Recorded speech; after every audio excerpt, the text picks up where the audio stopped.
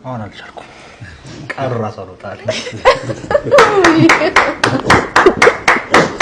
ሩሃማስ ምንም አልናገርም። በቃ እንደዚህ ነው ማቀፍ የምፈልገው። በጣም ደስ ይላል። እግዚአብሔር ይመስገን። እሺ እግዚአብሔር ይስጥልን።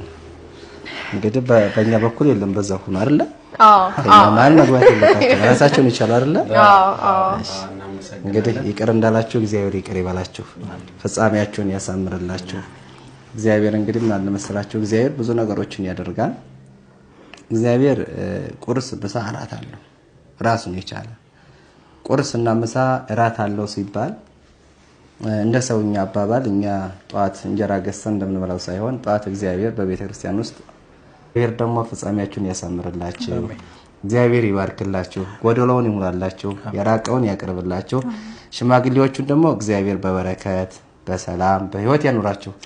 ወልዳችሁ ከሆነ ልጆቻችሁን ይባርክላችሁ፣ አልወለዳችሁ ሆነ ወልዳችሁ፣ አላገባችሁ ሆነ አግብታችሁ የዛሬ ዓመት እንድናያችሁ የእግዚአብሔር ቅዱስ ፈቃድ ይሆንልን።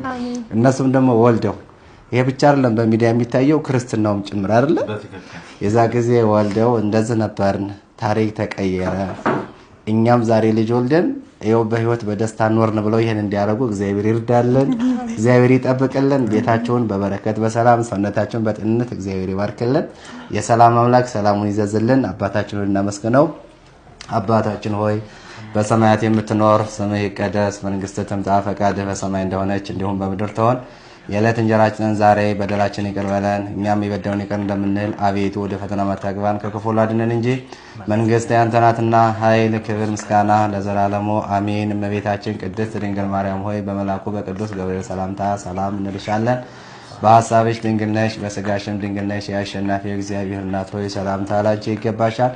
ከሴቶች ሁሉ ተለይተሽ አንቺ የተባረክሽ ነሽ፣ የማኅፀንሽም ፍሬ የተባረከ ነው። ጸጋን የተመላሽ ቅድስት ሆይ ደስ ይበልሽ፣ ልዑል እግዚአብሔር ከአንቺ ጋር ነውና ከተወደደው ልጅሽ ከጌታችን ከመድኃኒታችን ከኢየሱስ ክርስቶስ ዘንድ ይቅርታና ምሕረትን ለምኝልን ኃጢአታችንም ያስተሰርይልን ዘንድ ለዘላለሙ አሜን።